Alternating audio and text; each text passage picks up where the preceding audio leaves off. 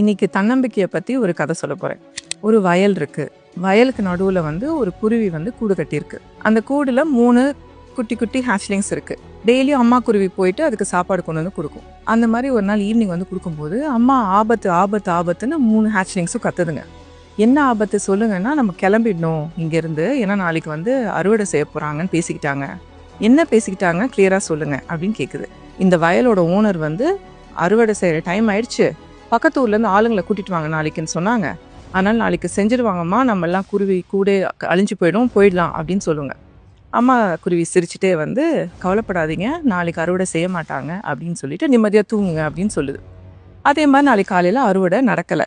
திரும்ப குருவி போயிட்டு சாப்பாடு எடுத்துகிட்டு ஈவினிங் வருது. திரும்ப குருவிங்க அம்மா ஆபத்து ஆபத்துங்கிறாங்க.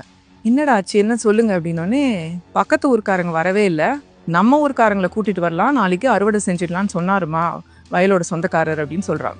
திரும்ப சிரிச்சுட்டே அம்மா குருவி சொல்லுது, கவலைப்படாதீங்க, நாளைக்கும் அறுவடை நடக்காது, நிம்மதியாக தூங்குங்க அப்படின்னு சொல்கிறாங்க. அடுத்த நாள் காலையிலையும் அறுவடை நடக்கலை. திரும்ப குருவி போகுது.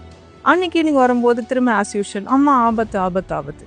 என்னடா ஆச்சு சொல்லுங்க அப்படின்னோடனே, பக்கத்து ஊருக்காரங்க இந்த ஊருக்காரங்களாம் நம்ப வேண்டாம், நம்மளோட சொந்தக்கார பிள்ளைங்களை கூட்டிட்டு வாங்க அப்படின்னு இந்த வயலோட சொந்தக்காரர் சொன்னார். ஆனால் நாளைக்கு சொந்தக்காரங்கன்னா கண்டிப்பாக வந்துடுவாங்க, நம்ம அறுவடை செஞ்சுருவாங்க, நம்ம போயிடலாமா இன்னைக்கு நைட்டேன்னு சொல்லுதுங்க. திரும்ப சிரிக்குது குருவி, அம்மா குருவி, கவலைப்படாமல் தூங்குங்க, நாளைக்கு அறுவடை நடக்காது அப்படின்னு சொல்லுது. அடுத்த நாள் பார்த்தா நடக்கலை.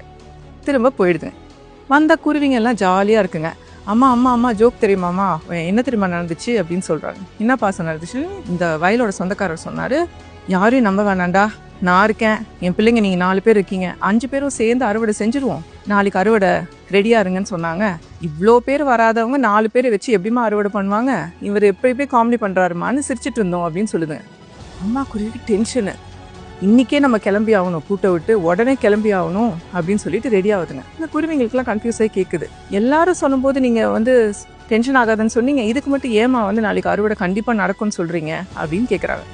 அதுக்கு அம்மா குருவி சொல்லிச்சான், என்னைக்கு ஒரு மனுஷன் பக்கத்து ஊருக்காரு இந்த ஊருக்காரு சொந்தக்காரங்க யாரையுமே நம்பாமல் தன் மேலே நம்பிக்கை வச்சு வேலையில் இறங்குறானோ அன்றைக்கி கண்டிப்பாக வேலை நடக்கும், அதனால் நாளைக்கு கண்டிப்பாக அறுவடை பண்ணிடுவாங்க, இன்றைக்கே நம்ம கிளம்பணும் அப்படின்னு சொல்லி கிளம்பிடுதுங்களாம்.